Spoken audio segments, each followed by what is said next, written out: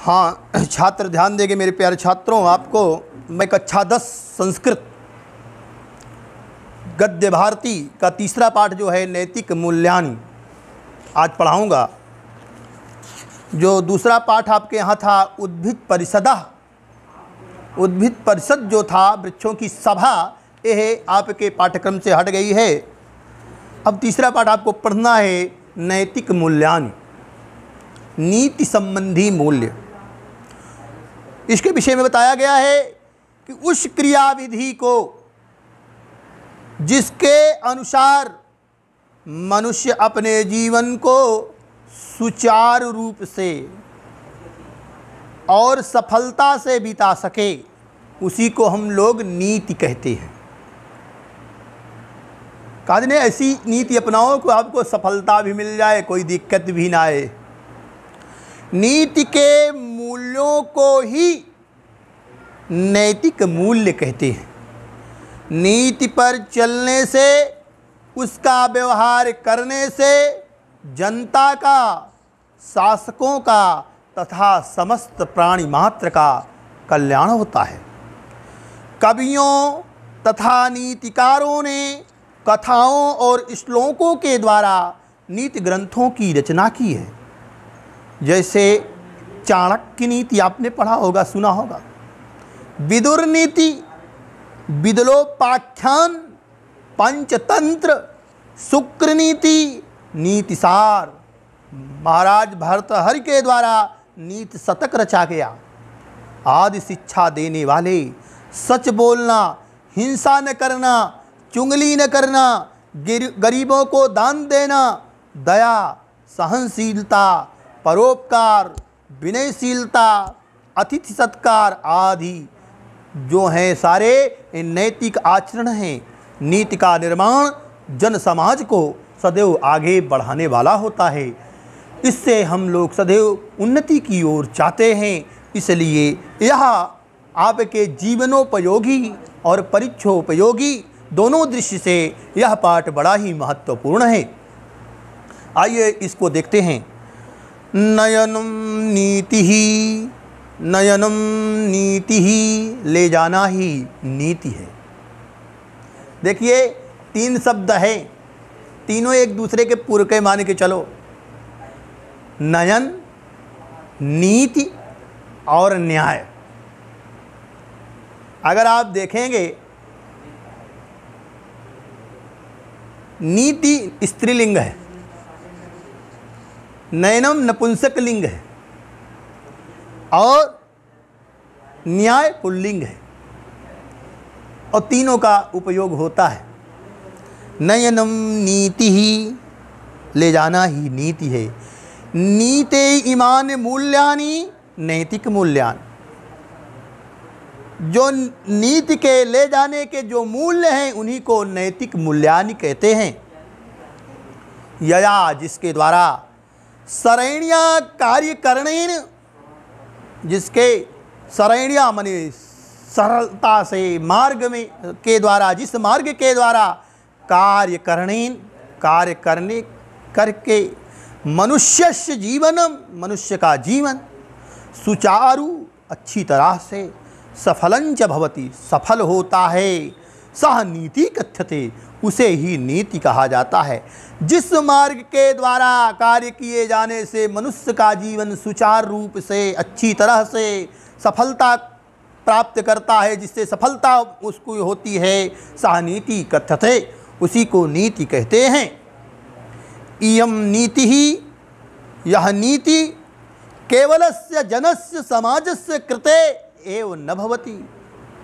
यह नीति केवल समाज, केवल जन के लिए, मनुष्य लोगों के लिए, समाज के लिए ही नहीं होती है, अपितु जनानाम, लोगों के लिए, नृपाणाम, सारे राजाओं के लिए, समेषाम माने सभी लोगों के लिए, व्यवहाराय भवति, व्यवहार के लिए होती है। नीत्याचलनेन, नीति के द्वारा चलने से, व्यवहारेण, रेन व्यवहार करने से, प्रजानाम माने प्रजा का, शासकानाम शासकों का, समस्तस्य सारे लोगों का, सभी समूचे लोगों का, लोकस्यापि और इस संसार का भी कल्याणम भवति, कल्याण होता है।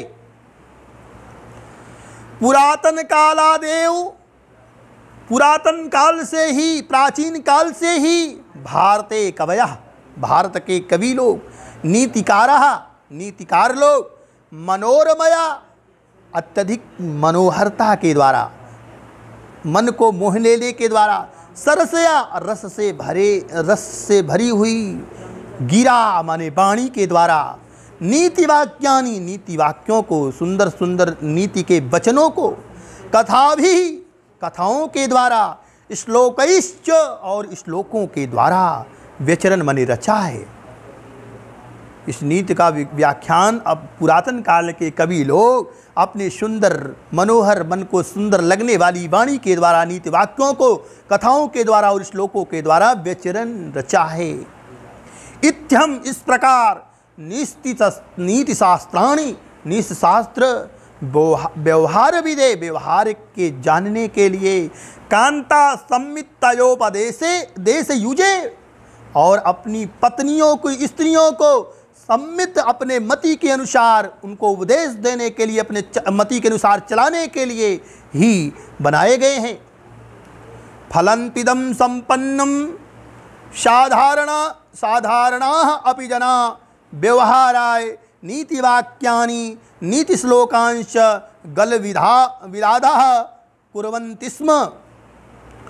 फलंतिदं, फलस्वरूप या संपन्नम, संपन्न होते हुए भी, साधारण अपि जना, साधारण लोग भी, व्यवहार का, व्यवहाराय माने व्यवहार के लिए, नीति वाक्यानि, नीति वाक्यों को, और नीति श्लोकांश, और नीति के श्लोकों को, गल विलाधा कुर्वन्ति, गल विलाधा माने होता है कंठस्थ करना, जो गले के नीचे उतर जाए, जो गले के अथा हृदय में आ जाए, जिस बात को, नीति के श्लोक, नीति के वाक्य, इनको साधारण लोग भी अपने अंदर कंठस्थ कर लिए थे।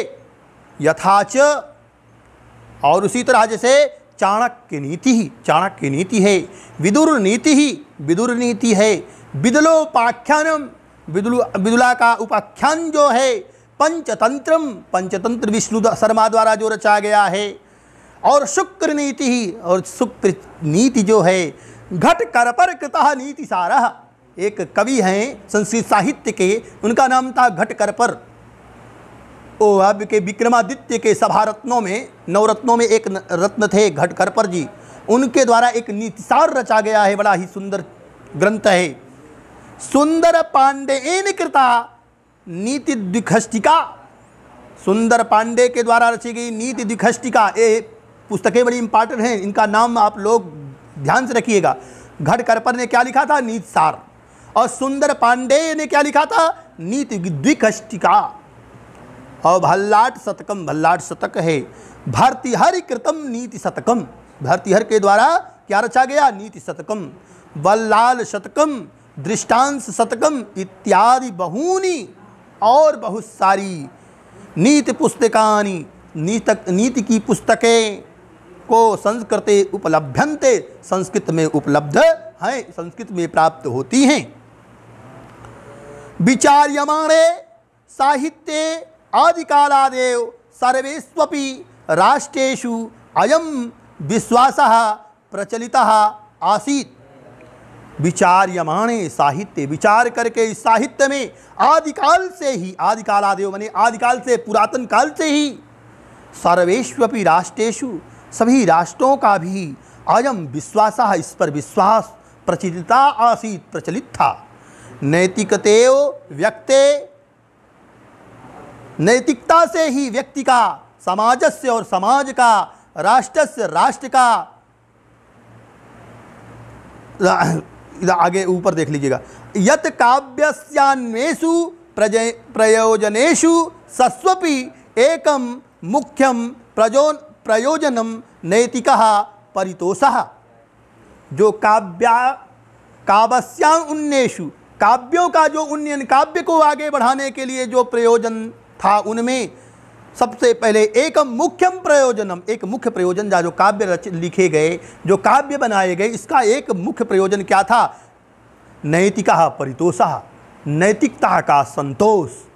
हर व्यक्ति के अंदर एक नैतिकता हो, एक नीति होनी चाहिए।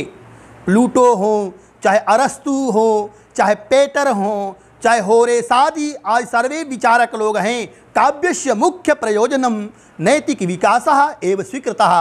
काव्य का मुख्य प्रयोजन नैतिकता का विकास ही स्वीकार किया है। तो आज आपको केवल यहीं तक हम इसको पढ़ाएंगे, इसके आगे कल आपको पढ़ाया जाएगा। धन्यवाद।